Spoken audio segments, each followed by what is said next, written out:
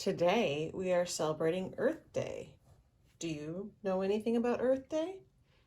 Well, it's a holiday that has nothing to do with a religion like Christmas or Easter, which are Christian holidays, or Passover or Hanukkah, which are Jewish holidays.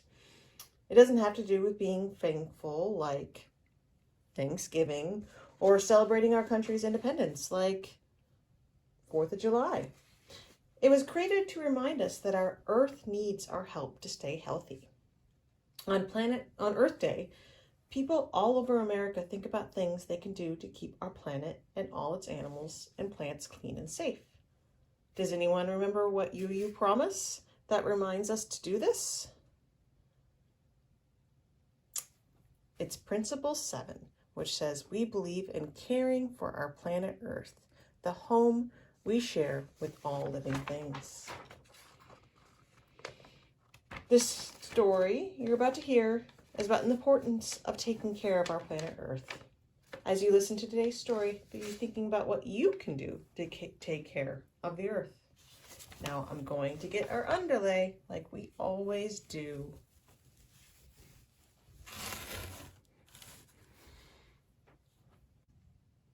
It took 1,000,000 years for God to make planet Earth.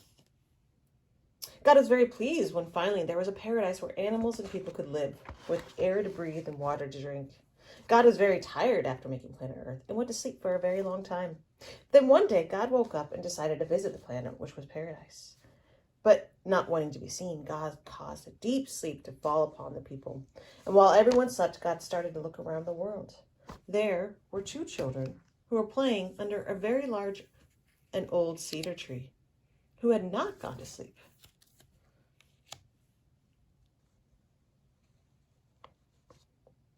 God came to them and said, "Why are you not asleep like everyone else?" "We're not asleep," said the children, "because we were playing under a game underneath the cedar tree."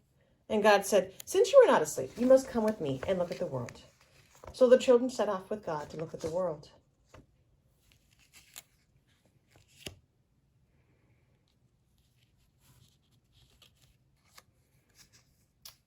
God said, "I do not like the things I see. The waters of the sea, which I made for the fishes and the birds, are filthy and dirty."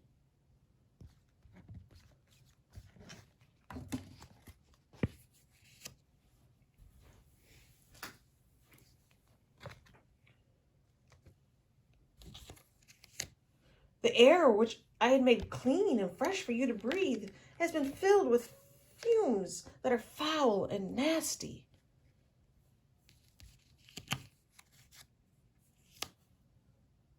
The forest, which were home to plants and birds and animals, are being chopped down and burned. Many living things have gone forever, and I cannot make them again.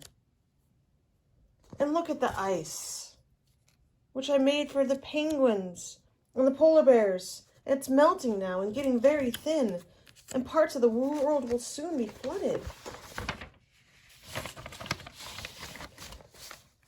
There are many of you who do not have enough to eat, and there are many who seem to have too much. You have spoiled my lovely world, said God. But we are only little children. We're not old enough to spoil your world. What do you want us to do? And God said, "You must go and tell the grown-ups to change the way they are living." "Well, grown-ups won't listen to us," said the children. "They will listen if you tell them what I told you to, and I will come back again when the world is a better place." So the little children set out to find the men with the money who cut down the trees and dirtied the waters and fouled the air.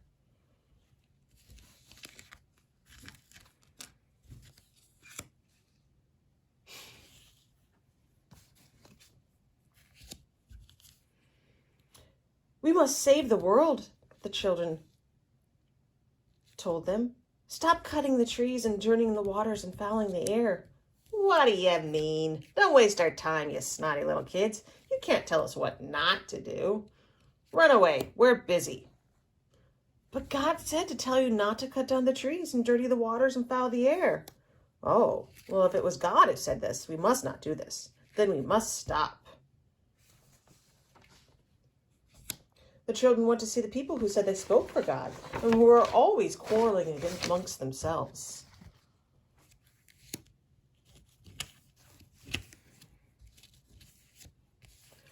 We must save the world. You must stop quarreling amongst yourselves. What do you mean, you foolish little children? Have you lost your way? You cannot tell us not to quarrel amongst ourselves.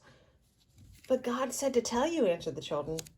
Oh, if God said to tell us, then we must stop quarreling, said the people who did speak for God. Then the children went forth to see the men who had the guns and the bombs.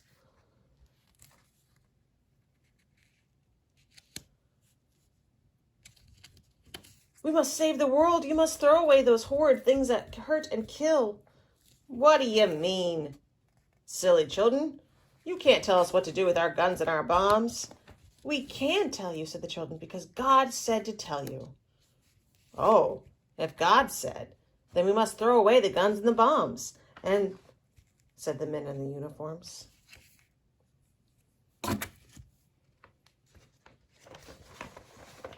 Finally, the children gathered together all the people who stood by and took no notice of what had been happening.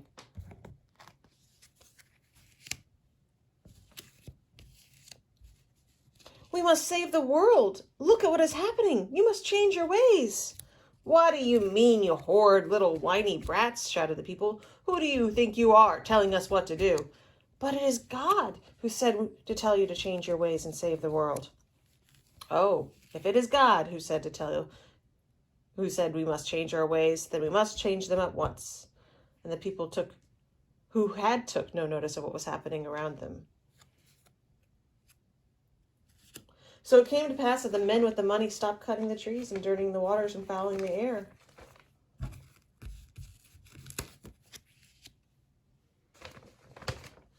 And those who said they spoke for God stopped quarreling amongst themselves. And the men in uniforms who had guns and bombs that hurt and killed people threw them away. And the people who stood by and took no notice of what was happening in the world changed their ways. And those who did not have enough to eat had enough to eat. And the world became a better place. And time did pass. And God decided to visit the world and return to the cedar tree where the children had been playing. And God called to them, "Show me my world." And the children went to their mother and said, "Can we show God the world?" And their mother said, "Go and show God the world, for it is a lovely world. But don't be late for bed. Remember, you have school tomorrow." Now, I wonder if you have seen any of this before. I wonder which part of this story is the most important. I wonder which part of the story you like the best. I wonder where you are in this story. I wonder if there is any part of the story that we could leave out and still have a story. I wonder if there's a part of the story that you believe. I wonder if you believe that God made the world. I wonder if you think the world needs to be cleaned up. And I wonder if you've done something that made the world a bit dirtier.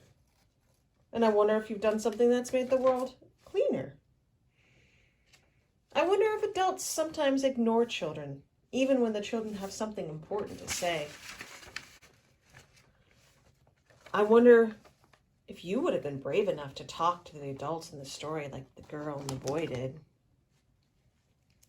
And I wonder if this lesson reminds you of any of our Unitarian Universalist promises. Thank you for listening to our Earth Day story. This has been production for UU Kids by First Unitarian Church of Des Moines. Thank you.